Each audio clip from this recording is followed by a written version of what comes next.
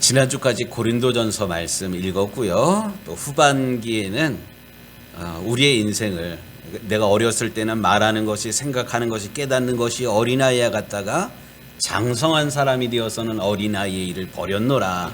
이 말씀을 가지고 우리의 인생이 영아기, 유아기, 학교 다니는 학동기, 청소년 시기, 청년기, 장년기, 노년기까지 이렇게 계단식으로 이어졌다, 이런 말씀을 나눴습니다. 그 마지막이 노년기였지 않습니까? 노년기. 사람은 이렇게 나이가 들어가는 것 같아요. 모든 사람들과 어쩔 수가 없습니다. 저도 여러분들 앞에 좀 외람된데 마음은 청춘인 것 같은데 그렇지 않아요. 제가 탁구를 치는데 마음은 쫓아가가지고 공을 받을 수 있을 것 같은데 몸이 말을 안 들어요. 죄송합니다. 나이가 이렇게 들어가는 그런 것 같아요. 그러니까 지난주에 얼마 전에 우리 아내 청소하는 거 이렇게 청소기 좀 밀어주다가 텔레비전을 틀어놨는데 그 텔레비전 프로 연예인 부모들이 앉아가지고 이렇게 하는 거 뭐죠? 하여튼 그거 하여튼 이렇게 하면서 나이 들어가는 것에 대한 이야기를 이렇게 하더라고요. 그러면서 이 나이 들어갈 때 라떼 많이, 라떼는 말이야 이런 말 많이 하면 이거 나이 들어간다는 증거. 또 낄끼 빠빠 이런 말이 있대요. 들어보셨어요? 낄 때는 끼어야 되고 빠질 때는 빠져줘야 된다. 이게 지혜로운 그 어르신이다 이런 얘기를 하고, 또 갑분싸 이런 얘기를 하더라고요. 들어보셨어요? 갑자기 분위기가 싸늘해지는 이런 얘기. 그러니까 하나 얘기 더 있었는데 제가 이렇게 청소하면서 재밌다 이랬는데 그 말을 놓쳐버렸어요. 그러면서 이렇게 어제 설교 준비하면서 이거를 좀 쓰려고 아무리 기억하려고 해도 기억이 안 나. 저도 한때는 똑똑하다는 소리를 듣고 기억력 참 좋다는 이야기 들었는데 아무리 생각해도 이 기억이 안 나는 그런 거예요. 죄송하지만 아까도 얘기했지만 나이 들어가는 거는 어쩔 수가 없는 것 같습니다. 오늘 이 말씀이 우리가 나이 들어간다 이런 것을 생각하지 않을 수 없는 게, 오늘 말씀이 이렇게 시작이 됩니다. 8장 1절 말씀 함께 읽겠습니다. 사무엘이 늙음에. 사무엘도 나이를 먹었어요. 나이가 먹어가는 것 같습니다. 사무엘이 처음 12살 때 사무엘아 하는 하나님의 음성을 한 12살 그 어간에 처음 듣게 됩니다. 그리고 30살에 이스라엘의 사사가 되고요. 그래서 하나님의 말씀을 이스라엘 사람들에게 가르치고 선포하면서 인생을 보내게 됩니다. 지금 사무엘의 나이가 60 전후쯤, 그러니까 우리 식으로 얘기하면 70 이상 되는 그런 상황인데 노년에 접어들게 됩니다. 이렇게 되니까 예전처럼 기력이 있었던 그런 게 아니고 활동 영역을 이 전국적으로 이스라엘 사방으로 다닐 수 있는 그런 상황이 아닙니다. 젊은 시절에는 사무엘의 고향은 지금 어디냐면 라마라는 그런 지역이거든요. 근데 이 고향뿐만 아니라 길갈과 베델, 미스바로 전국을 순회하면서 하나님 말씀을 선포하고 백성들을 이끌었는데, 이제 나이가 들다 보니까 기력이 쇠해가지고 그럴 수가 없어요. 그래서 자기의 그 두 아들들을 사사로 세워가지고 자기가 하던 일들을 대신하도록 맡겼습니다. 그래서 자기의 아들들을 브엘세바로 보내서 거기서 이스라엘의 사사로 세우게 됩니다. 이 브엘세바는 이 사무엘의 고향 라마로부터 거리는 좀 먼 곳이었지만 인접한 곳에 블레셋이 있었던 아주 군사적으로도 그렇고 정치적으로도 아주 중요한 그런 곳에서 백성들이 보는 앞에서 이 두 아들을 이스라엘의 사사로 기름 부어 세웠습니다. 그런데 이 사무엘의 두 아들 요엘이랑 아바야라는 이름으로 등장하는 이 두 아들이 그 아버지처럼 하나님 앞에 진실된 사람들이 아니었던 것 같아요. 지금 이 이야기를 왜 하냐면 사무엘 선지의 이전 선지자가 있어요. 누구예요? 엘리 제사장이잖아요.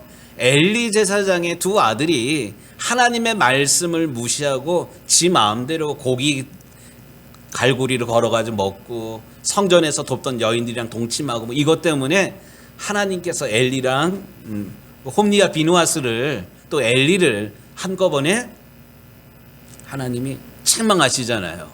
이것을 봤기 때문에 사무엘도 사실 두려웠고 내 아들들은 그렇게 기르지 말아야지 반면교사 삼아서 기도하면서 자녀들을 길렀는데 막상 자기가 은퇴할 나이가 되어서 자녀들을 세웠는데 자녀들이 자기의 생각 같지를 않았습니다. 여기서 우리가 중요하게 영적으로 우리가 도전받아야 될 것이 있어요. 그게 뭐냐면 사실 자식 새끼 내 마음처럼 안 됩니다. 저도 아이들 다 키워가지고 뭐 이제 출가할 그런 나이가 됐는데 품 안에 있을 때 어떻게 야단을 쳐서라도 하는데 나이가 크니까 머리가 크니까 이제 그럴 수가 없어요. 그러니까 그렇다고 해가지고 다 성장했다고 이제는 내 할 일 끝 이게 아니라 그럼에도 불구하고 자녀들을 위해서 울어야 됩니다. 자녀들을 위해서 운다는 게 아이고 왜 아버지 말 안 들어 왜 엄마 말 안 들어 속상해가지고 애들한테 신세 타령하라는 것이 아니라 이 아이들의 문제를 가지고 하나님 앞에 기도하는 사명을 멈춰서는 아니 됩니다. 우리 자녀들이 비록 지금 우리 품을 떠났다 할지라도 또 교회에 지금 얼굴을 보인다 하지 않을지라도 자녀들을 위해서 눈물 흘리는 것, 자녀들을 위해서 날마다 부르짖는 그 기도는 하늘 보좌를 움직이게 되고요. 하나님의 때에 하나님의 시간에 아이들이 엄마의 기도를 아버지의 눈물의 기도를 기억하고 다시 하나님 품으로 돌아온다는 사실을 기억하시기를 바랍니다. 그래서 오늘 예배 시작하면서 하나님께서 나를 경책하셔서도 죽음에는 이르지 아니하게 하셨느니라. 무슨 말입니까? 사명이 있는 사람은 아직 죽지 않습니다. 아직 우리가 이렇게 살아있다는 것은 해야 할 사명이 남아있다는 거예요. 우리가 해야 할 사명, 뭐 나라를 구하고 민족을 구하는 위대한 일은 아니다 할지라도 하나님께서 우리에게 맡겨주신 자녀들 믿음으로 세우기 위해서 기도하는 것, 눈물 흘리는 것, 무릎 꿇는 것 멈추지 않고 다시 시작하는 우리 유정교회 모든 믿음의 세대들이 되기를 우리 주님의 이름으로 축복합니다. 그런데 이렇게 그 사무엘의 그 두 아들들이 행실이 옳지 못하고 뇌물을 받고 재판을 굽게 하는 이 일 때문에 백성의 장로들이 몰려와 가지고 사무엘에게 이 자녀들의 행실에 대해서 고자질을 합니다. 당신은 늙고 당신의 아들들은 당신의 행위를 따르지 아니하니 결론이 뭐예요? 우리에게도 다른 나라들과 같이 왕을 세워서 왕을 통해서 이 나라를 다스리시옵소서 이것을 요구합니다. 그런데 우리가 8장 말씀을 읽었는데 7장까지 말씀을 보면 이스라엘 사람들이 어려움에 처할 때마다 하나님 앞에 기도한 것이 있어요. 블레셋이 이스라엘을 침공하러 오니까 미스바에 모여서 금식하면서 하나님 앞에 기도했습니다.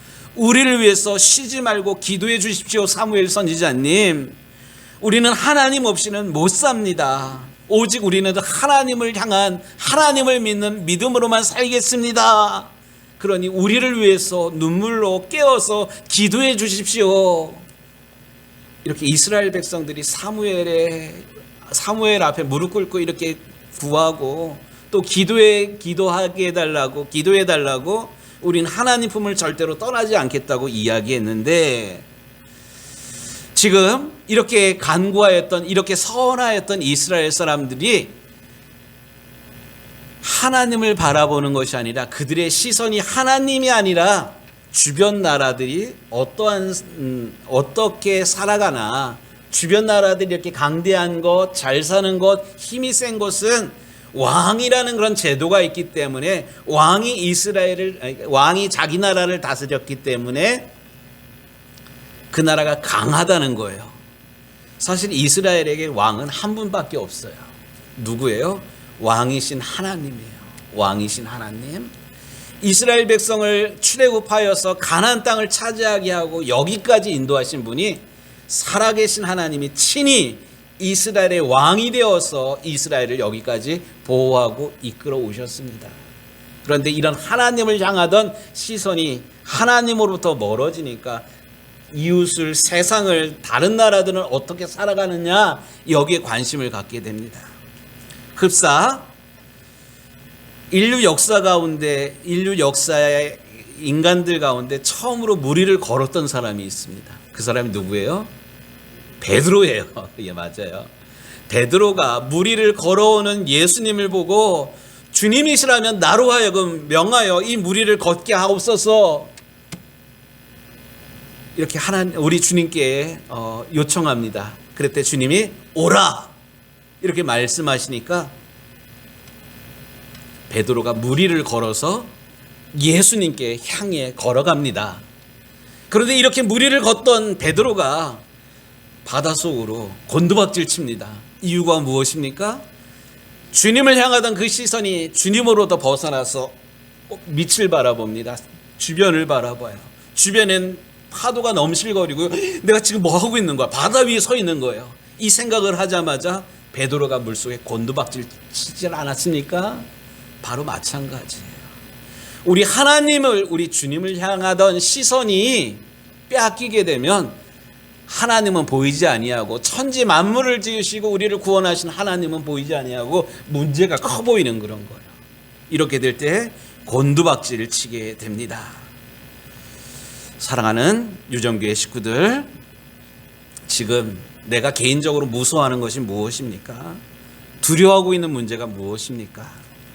다시 확산되고 있는 코로나 상황입니까? 치솟는 물가입니까? 또 풀어야 될 인생의 문제입니까? 물론 그 문제도 나를 힘들게 하지만 중요한 것, 우리의 시선이, 우리의 눈이 하나님으로부터 멀어지지 않도록, 하나님으로부터 우리의 고정된 시선이 떨어지지 않는 우리 유정교회 모든 성도들이 되시기를 우리 주님의 이름으로 축복합니다. 이렇게 이스라엘 사람들이 사무엘을 찾아와서 세상 사람들이, 다른 나라들도 있는 왕제도를 우리에게 주십시오, 이렇게 요청을 합니다. 이런 요청을 들은 사무엘 선지자 마음이 어떠했을까요? 마음이 무너져요. 여러분들 지도자, 리더의 입장에 계신 분들, 아랫사람들이, 같은 백성들이 와가지고 불만을 얘기하면, 어려움을 이야기하면 마음이 어떨까요? 무너져요, 사실. 뭐가 어떻네요, 뭐는 이렇게 바꿔주세요, 이 이야기 들으면 사실 속상해요. 그런데 사무엘은 이 문제 때문에 논쟁하지를 않았어요. 7절 말씀을 보니까 여호와께서 이 문제를 가지고 6절 후반절에 사무엘이 그것을 기뻐하지 아니하여 여호와께 기도하매. 사무엘은 그 문제를 가지고 니들 왜 그래?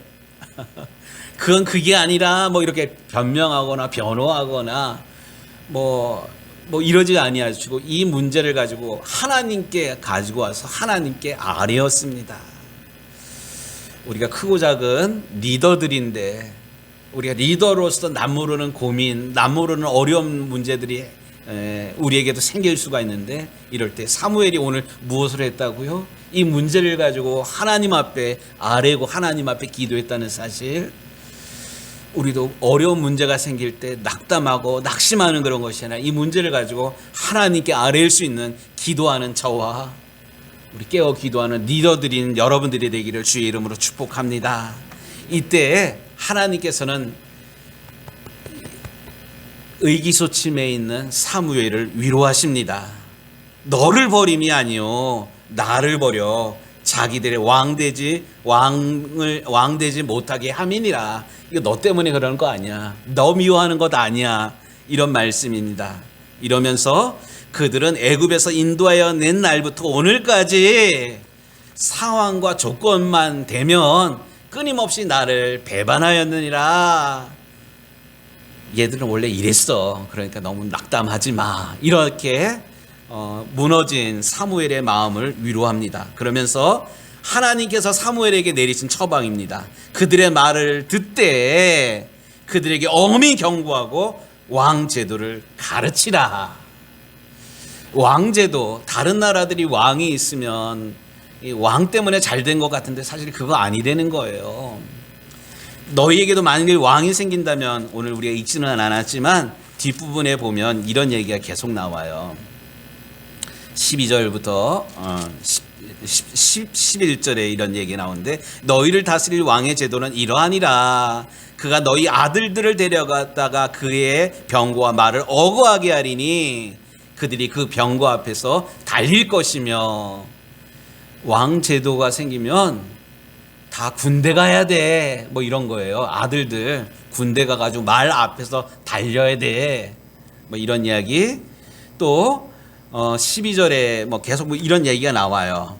또 1000부장 50부장을 삼아 자기의 밭과 자기의 것들을 추수하게 할 것이다.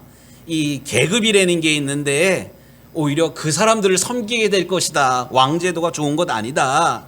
너희 딸들을 데려다가 향로에서 요리하는 자, 떡 굽는 자로 너희 딸들을 하녀처럼 부릴 것이다. 그래도 좋겠느냐? 이렇게 묻습니다. 또 너희 밭과 너희 포도원, 감람원에서 제일 좋은 것을 가져다가 왕 밑에 있는 관리들이 자기의 것으로 삼겠는데 그것도 좋겠느냐? 이렇게 왕제도의 폐단에 대해서 사무엘을 통해서 하나님께서 구체적으로 한 가지를 일러주는데, 앞을 볼 줄 모르는 이스라엘 사람들이 아닙니다. 그럼에도 우리나라에게도 다른 나라와 같이 왕제도를 세워주십시오. 왕으로 하여금 우리를 다스리게 하옵소서. 이렇게 요구를 하고 있습니다. 만약에 여러분들이 하나님이시라면 이 미련한 사람들, 이 미련한 백성들을 어떻게 하시겠습니까? 하나님은 우리 인생과 같지를 않으십니다. 만약에 외람되지만 제가 하나님이라면 이 나쁜 놈들하고 거기서 뭐 난리를 쳤을 텐데, 하나님은 그러지 아니하시고 그들의 요구를 들어주십니다. 흡사 누가복음에 나오는 이 탕자의 아버지처럼, 탕자의 아버지가 어떤 상황이었어요? 이 둘째 아들 놈이 아버지의 유산을 미리 받아가지고, 유산이라는 건 아버지가 죽은 다음에 나오는 거잖아요. 이 둘째 아들의 관심은 아버지의 사랑 전혀 관심이 없고요. 아버지 돌아가시면 자기에게 돌아올 목만 생각하는 거예요. 아버지 돌아가시면 어차피 그거 내 거잖아요. 그러니 차라리 그거 미리 좀 땡겨서 주세요. 야, 우리 이인성 권사님이 나쁜 놈은 어떻게 해야 돼요? 이 나쁜 놈이 쫓아내야 돼요. 때려서라도 정신 들게 해야 돼요. 근데 성경에 나오는 그 아버지는 어떠합니까? 내가 비록 재산을 잃는 한이 있더라도 이 아들만은 잃지는 않겠다는 그런 마음으로, 속은 상하지만 재산을 팔아가지고 둘째 아들 몫을 챙겨주지 않습니까? 중요한 것, 돈은 잃어도 아들은 잃을 수 없다.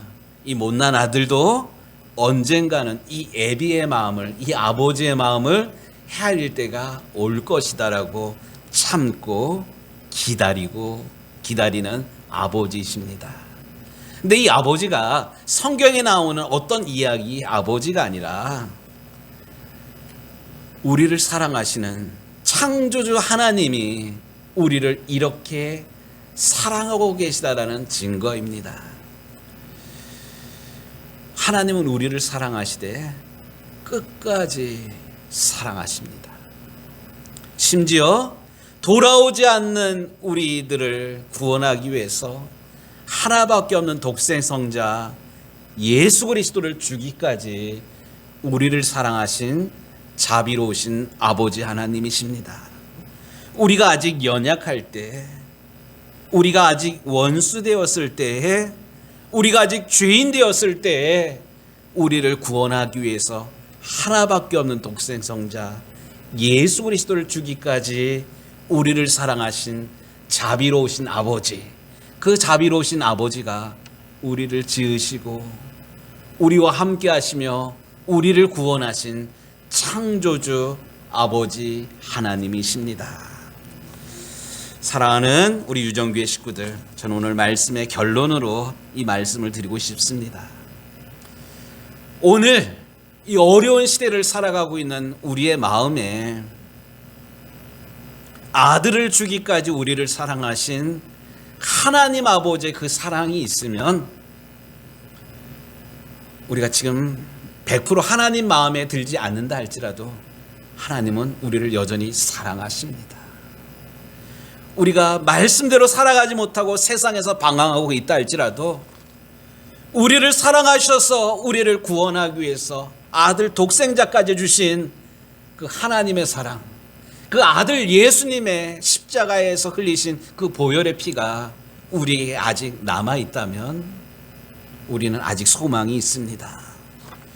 우리의 아들, 딸이 지금 이 예배당에 나오지 않는다 할지라도 교회에서 말씀을 들으면서 자라난 우리의 아이들이 지금 이 시간 힘들고 어려운 상황 가운데 어린 시절 교회에서 불렀던 날 사랑하심, 날 사랑하심, 성경에서 배웠네. 어린 시절 불렀던 찬송 소리를 흥얼거릴 수 있다면 우리 아이들은 소망이 있습니다.